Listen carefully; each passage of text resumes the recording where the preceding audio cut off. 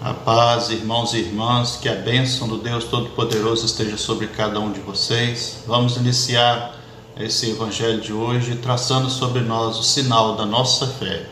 Em nome do Pai, Filho e Espírito Santo. Amém. A palavra que hoje vamos meditar está em Marcos, capítulo 4, versículo do 26 ao 34. Diz assim para nós: Dizia-lhes: o reino de Deus é como um homem que semeou um campo. De noite se deita, de dia se levanta, e a semente germina e cresce sem que ele saiba como. A terra por si mesma produz frutos, primeiro o caule, depois a espiga cheia de grãos. E quando o trigo está maduro, passa a foice, pois chegou a ceifa.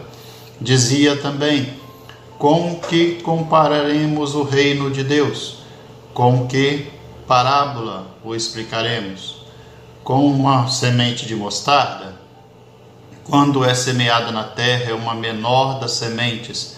Depois de semeada, cresce e se torna a maior de todas as hortaliças, e lança ramos tão grandes que as aves podem se aninhar em suas sombras.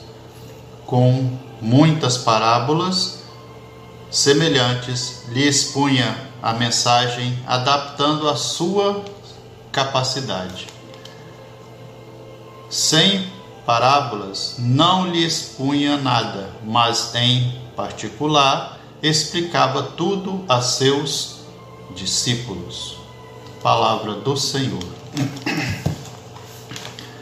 Muito bem, estamos diante de uma palavra que nos leva a viver uma experiência profunda, uma experiência de aprendizado, de crescimento.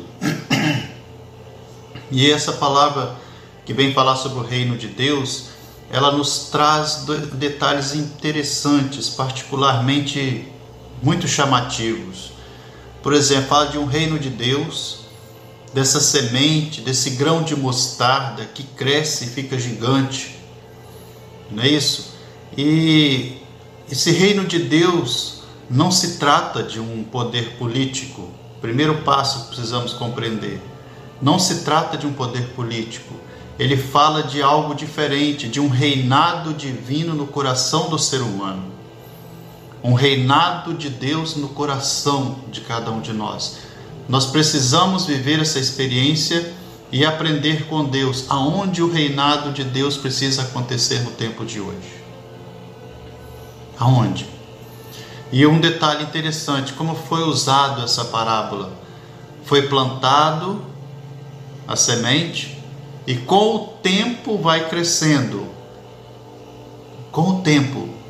É importante estarmos determinados a colocar o nosso coração à disposição de Deus e deixar que o tempo de Deus faça a diferença no nosso coração. Deixar o tempo de Deus acontecer. Muitas vezes nós vivemos a experiência da pressa. E independente de como foi plantado, algum fruto vai acontecer, algum fruto vai dar. E quando nós identificamos que vai acontecer uma colheita, vai passar a foice, vai colher, essa colheita já é no futuro, são os anjos que vão colher. Então, quando o reino de Deus entra no nosso coração, quando nós temos o nosso coração plantado por Deus, nós vamos produzir um fruto, e esse fruto são os anjos de Deus que vão estar colhendo. E o que esses anjos vão encontrar no nosso coração? Se eles fossem fazer a colheita hoje, o que os anjos de Deus encontrariam nesse coração seu hoje? Pensa nisso. O reino de Deus é comparado a essa semente. E a semente, quando ela é plantada, nós não temos controle do seu crescimento. Não temos controle. Nós vivemos em um tempo em que nós queremos controlar tudo. Controlar o tempo. Temos pressa para tudo. É muito comum a gente ver hoje, por exemplo, algo muito simples. Uma criança hoje, quando tira uma foto com o celular, já sai desesperada para ver como ficou na tela do celular. Tira uma foto com uma máquina fotográfica, já vem correndo para ver como que ficou a foto, para saber se está do jeito que quer, se não está, se precisa fazer outro ou não. Nós temos pressa. Nós queremos cada vez computadores mais rápidos, para dar respostas mais rápidas, internet cada vez mais rápida. Nós queremos tudo muito rápido nessa vida, mas o Senhor vem dizendo nesta palavra que o tempo dele é que faz a diferença. Essa rapidez que o mundo está oferecendo não é a rapidez de Deus, é a rapidez humana. Somos chamados a viver o abandono em Deus, deixar Deus agir, fugir de todo outro tipo de situação que muitas vezes nos distanciam de Deus. Foi o que aconteceu com os santos. Eles viveram a experiência de se abandonar em Deus, e quando eles se abandonaram em Deus, eles foram moldados por Deus, viveram o tempo de Deus, viveram a experiência de Deus. Nós hoje estamos chamados a viver a experiência de Deus na nossa vida. Esse Evangelho mexe com a nossa estrutura. Olha só, assim como o agricultor abre a terra para colocar uma semente, nós precisamos abrir o coração para deixar Deus ser plantado, o reino de Deus ser plantado no nosso coração. Você que já plantou, já mexeu no seu jardim, ou trabalha com lavoura, você sabe o que eu estou falando. É preciso abrir a terra, abrir um espaço para que a semente entre. E os nossos corações precisam passar por esse processo, ser aberto para que Deus entre, para que a palavra de Deus entre. Somente assim nós vamos ter uma experiência totalmente transformadora. Pense nisso. Pense por um instante. Morrer para o mundo. Toda semente, quando ela é colocada na terra, ela morre para aquela realidade e nasce uma nova, completamente diferente.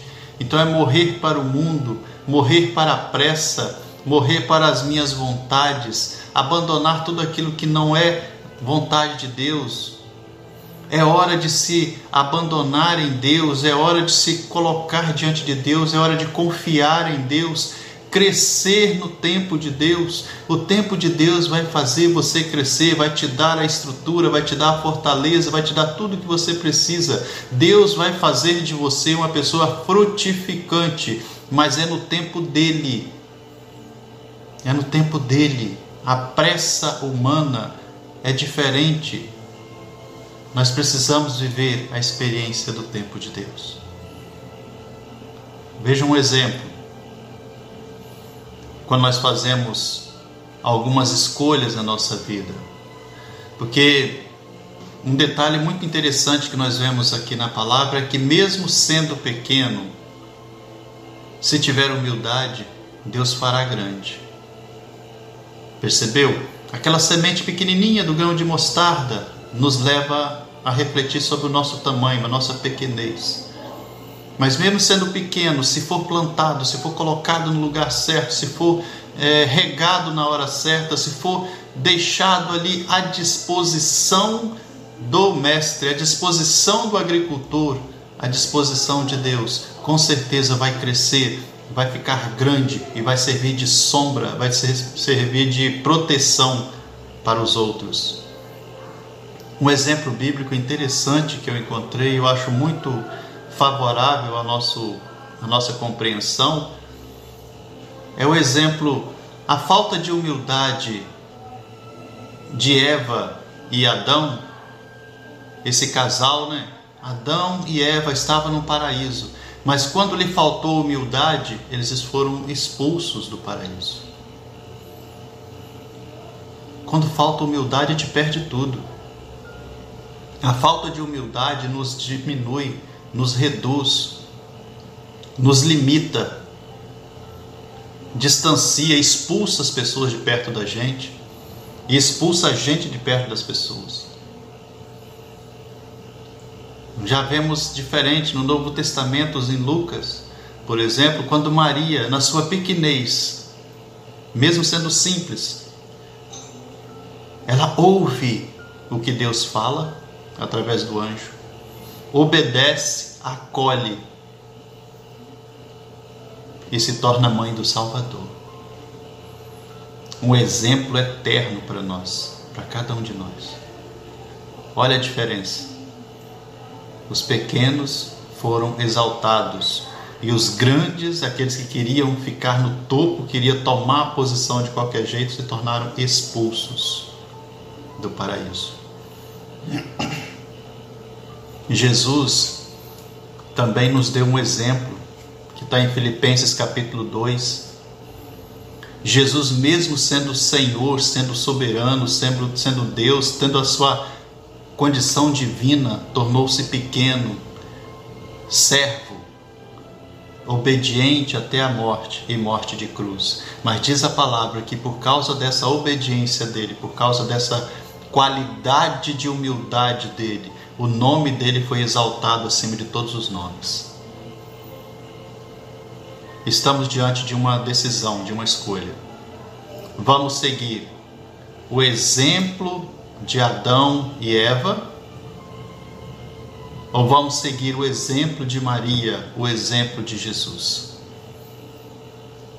Pense nisso, e que a graça do Deus Todo-Soberano venha sobre ti e te dê sabedoria, discernimento, e que a sua vida seja cada vez mais abençoada a partir de uma decisão totalmente iluminada por Deus em sua vida.